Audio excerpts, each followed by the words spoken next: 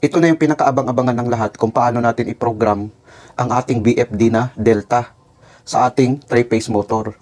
Itong Delta BFD natin guys, or Variable Frequency Drive, ito guys ay single phase ang input, ang output niya ay 3-phase. Bali single phase ang power supply. Ang motor natin guys ay 3-phase to 20 volts. Itong motor natin guys nakasetting ito sa 220 volts 3-phase. Gusto ko munang ituro sa inyo guys step by step. Unahin muna natin tong keypad. Kung paano natin to i-program ang ating keypad sa ating motor. Tapos paganahin natin. Ang kasunod naman na setup guys, ito namang potentiometer niya. Kung paano natin i-program. Para lubos na maunawaan ng mga baguhan ang pag-program ng ating Delta BFD. Ito kasi guys ay Delta BFD ito. Ilagay lang muna natin dyan. Ito ay Delta BFD, BFD-L. Ito siya guys, no? Ngayon guys, madali lang naman, no? Unang gagawin natin, maglagay tayo ng power supply, no? Line 1, galing sa circuit breaker natin, papunta dito sa line 1. Tapos ito namang neutral, ilagay natin dito, no? Itong BFD natin guys, 3-phase din ang supply nito na 220 volts. Pwede rin gamitan ng single phase na supply pag 220 volts. Tapos, dito naman sa load side guys, nakakabit ang ating 3-phase motor, no? Dito sa load side or sa output. Ang input niya power supply to 20 volts.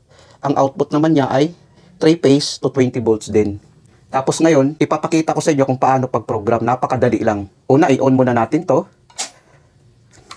Ayan guys, mayroon na siyang power guys, no? Kung makikita natin. Ngayon guys, gamitin natin tong keypad. Kung paano natin to gagamitin ang keypad. Napakadali lang. Una natin gagawin guys, i-program. Punta tayo sa program. I-press natin to. Ilagay natin to sa 2. Ganyan. Tapos press naman natin ang program. Tapos 200. Tapos press natin ang program ulit. Tapos ilagay natin sa D0, no? I-D0 natin. Ganyan. Ito sa guys para sa keypad natin, no? Press naman natin ang program ulit. Ayan, nag-end na siya. I-press naman natin tong sa mode. Ilagay natin dito. Ilagay natin dyan guys. F60. Ngayon, keypad ngayon ang gagana nito. Pag i-press natin tong run guys, automatic ngayon gagana ang motor natin, no? I-try natin. Pag i-press natin, gagana ang motor natin, no? Ayan. Kung makikita natin, gumana ang motor natin sa 60. Kung makikita natin guys, no? Mabilis ang ikot ng motor natin. Ngayon, pag gusto mo na pahinaan, i-press mo lang itong keypad na down. I-press lang natin itong down para hihina ang kanyang speed ng ating motor. Kung makikita natin guys, no? Ayan, humihina ang speed ng ating motor. So makikita natin, no? Humihina siya. Kung gusto mo pang pahinaan pa, makikita mo dyan, humihina siya, no? Humihina ang ating speed ng ating motor. Kung makikita natin guys, humihina siya guys, no? Ilagay natin sa 20. Pag 20 guys, mahina talaga siya, no? Kung makikita natin 25, mahina siya, no? Kung ilagay natin sa 20, mas lalong mahina guys. Kung makikita natin, mas lalong mahina. Kung gusto mo naman palakasan, i-press mo lang tong up na keypad, no? Ito kasi down, up. Kung gusto natin palakasan, no? Ayan, lumalakas yan siya, no? Kung makikita natin. Ganun lang sa kadali guys. Kung makikita natin, no? Ngayon 60 na siya. Ganun siya guys. Decrease itong keypad na down. Tapos increase itong keypad na up. Tapos i-off natin, no? I-off natin. Halimbawa ngayon, gusto mo naman itong gamitin, itong potentiometer na ito, i-program mo na naman ulit. Ilagay natin sa program ulit.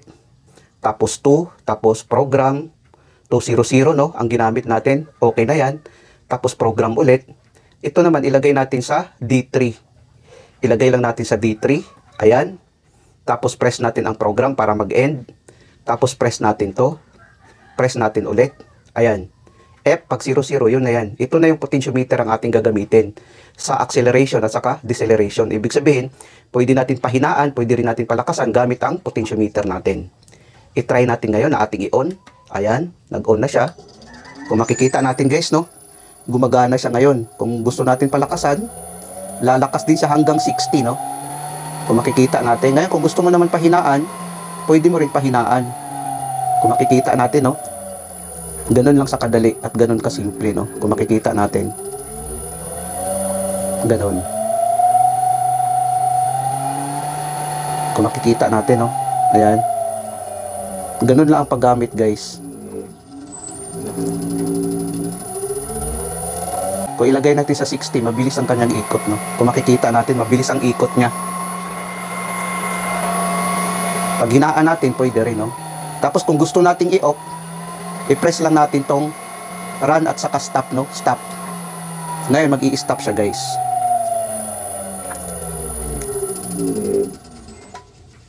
Sa susunod, guys, ituturo ko na naman sa inyo kung paano to gamitin dito sa baba, na mayroon sang forward at saka reverse dito, at saka gumamit tayo ng additional na potentiometer. Katulad nitong potentiometer na ito, guys, additional para ilagay natin dito. Kung sakali malayo, pwede natin gamitin ang potentiometer na ito. So, yun ang gusto kong ituro sa inyo, guys, kung paano gamitin ang potentiometer na ito, additional para dito sa external natin. Sa ngayon, guys, ito lang muna. Para sa susunod na video, ituturo ko naman sa inyo ang dito sa external niya kung paano natin ikabit. Sana, guys, nakapagbigay ito ng konting kaalaman sa mga baguhan. Maraming salamat sa inyo, guys. Hanggang sa muli.